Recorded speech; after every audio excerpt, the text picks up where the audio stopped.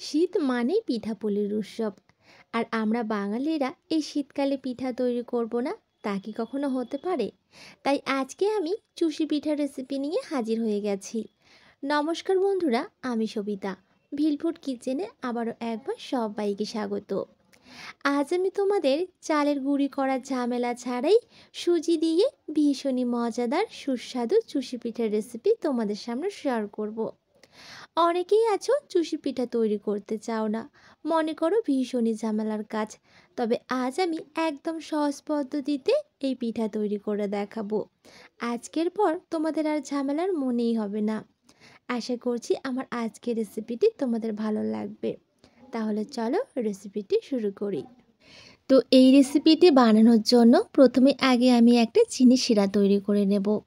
তার জন্য প্রথমে একটা কড়াই বসিয়ে 1 বাটি চিনি, 2টো ছোট এলাচ আর 1 বাটি জল দিয়ে দিলাম। এবার চিনির দানাগুলো গলে যাওয়া পর্যন্ত অপেক্ষা করতে হবে।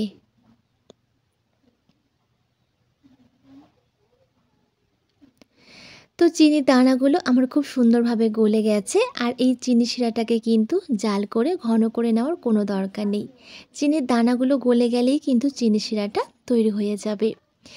এবার এই কড়াইটাকে এক সাইডে আমি রেখে দিচ্ছি। এবার আবারও একটা কড়াই বসিয়ে দিয়েছি। এবার এর মধ্যে দিয়ে দিচ্ছি 2 বাটি গরুর দুধ। দুধটা কিন্তু আগে থেকেই জাল করে আমি একটু ঘন করে রেখেছিলাম।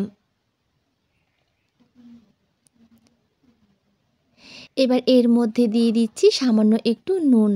মিষ্টির মধ্যে একটু নুন দিলে কিন্তু খেতে ভালো লাগে। এবার আমি দুধটাকে একটু গরম করে নেব। আর এখানে আমি দুধ দিয়ে এই পিঠাগুলো তৈরি করব। তোমরা চাইলে দুধের পরিবর্তে জল দিয়েও তৈরি করতে পারো। তবে দুধ দিলে কিন্তু পিঠাগুলো খেতে বেশি ভালো লাগবে।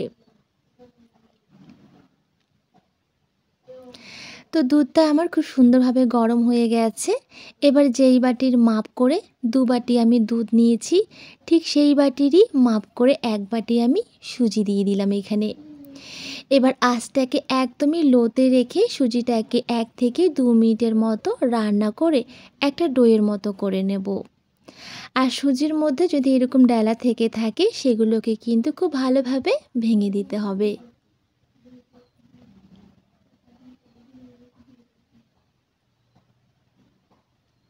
আর কিছুক্ষণ বাদেই দেখবে দুধটা কিন্তু একেবারেই টেনে সুজিটা একটা ডোয়ের মতো হয়ে যাবে।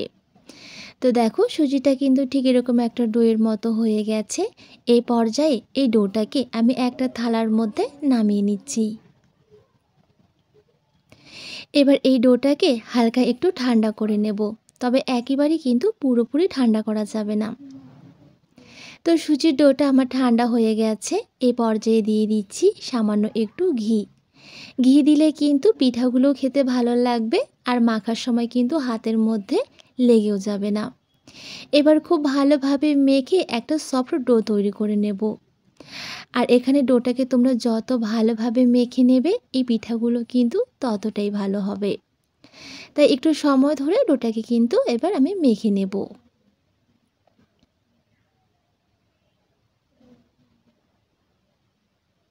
তো প্রায় 2 থেকে 3 মিনিট সময় ধরে খুব ভালোভাবে মেখে ঠিক এরকম একটা সফট ডো তৈরি করে নিয়েছি। এবার এই সুজির ডোটা থেকে আমি কিছুটা অংশ নিয়ে নেব। খুব বেশি কিন্তু একসাথে আমি নেব না, সামান্য একটু নিয়ে নিলাম। এবার হাতের তালুতে ঠিক এইভাবে আমি একটু লম্বা করে নেব। মানে একটা দড়ির মতো প্রথমে আমি তৈরি করে নিচ্ছি। ঠিক এরকম। এবার এখান থেকে সামান্য একটু অংশ নিয়ে নিলাম। একেবারেই কিন্তু অল্প নিতে হবে। এবার দেখো হাতের তালুতে ঠিক এইভাবে ঘষা দিলেই কিন্তু খুব সুন্দরভাবে চুষি পিঠাগুলো তৈরি হয়ে যাবে। দেখো প্রত্যেকটা পিঠা কিন্তু কত সুন্দর হচ্ছে। আর হাতের মধ্যে আগে থেকে একটু কিন্তু আমি ঘি লাগিয়ে নিয়েছি। তাতে করে হাতের মধ্যে কিন্তু পিঠাগুলো তৈরি করার সময় চিপকে যাবে না। আর অনেকেই কিন্তু এই পিঠাগুলো অনেকভাবে বানিয়ে থাকে। তো আমার মনে হয় এই চুষি পিঠাগুলো হাতের তালুতে বানালেই কিন্তু সবথেকে সহজ হবে। কারণ দেখো একটা ঘষা দিতেই কিন্তু পিঠাগুলো কত সুন্দরভাবে তৈরি হয়ে যাচ্ছে। খুব একটা সময় লাগে না, খুব অল্প সময়ের মধ্যে তোমরা কিন্তু অনেকগুলো পিঠা তৈরি করে নিতে পারবে। তো একইভাবে আমি কিছু পিঠা তৈরি করে নিয়েছি।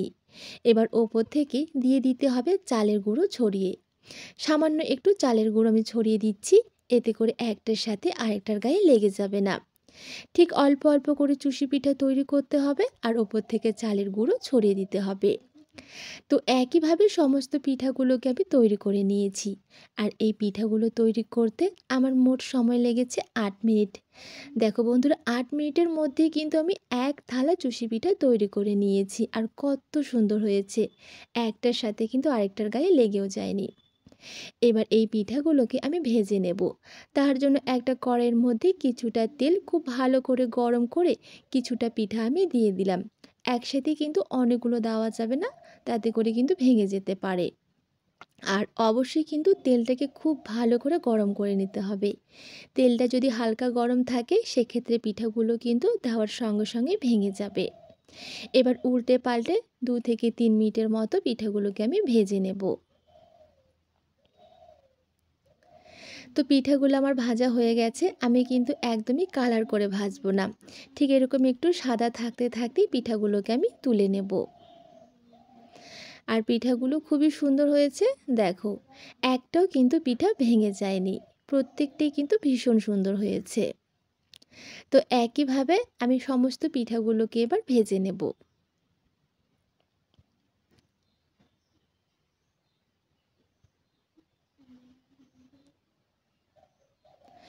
তো একইভাবে সমস্ত পিঠাগুলোকে ভেজে নিয়েছি।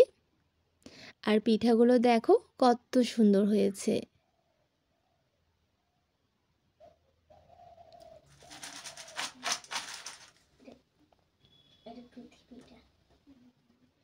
এবার এই পিঠাগুলোকে চিনি শিরার মধ্যে দিয়ে দিতে হবে।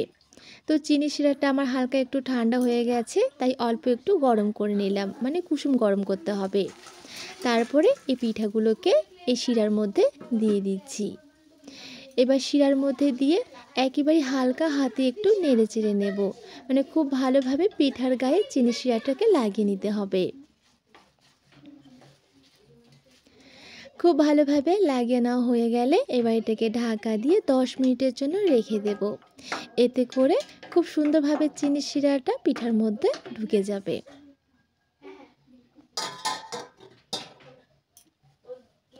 তো 10 মিনিট হয়ে গেছে, ঢাকনা খুলে দেখাচ্ছি।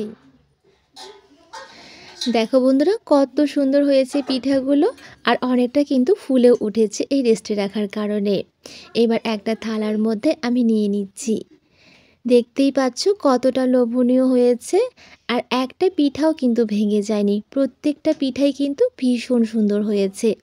এবার আমি তোমাদের ভেঙেও দেখাচ্ছি, একেবারেই কিন্তু মুখে দেওয়া মাত্রই মিলিয়ে যায়। তো আমার আজকের রেসিপি তোমাদের কেমন লেগেছে অবশ্যই কিন্তু কমেন্টে জানাবে। ভালো লাগলে একটা লাইক দিয়ে আমার চ্যানেলটিকে সাবস্ক্রাইব করবে। তো চলো আজকে আমি এখানেই বিদায় নিচ্ছি। নেক্সট দিনে হাজির হব অন্য কোনো রেসিপি নিয়ে। সবাই খুব ভালো থাকবে, সুস্থ থাকবে এবং সাবধানে থাকবে।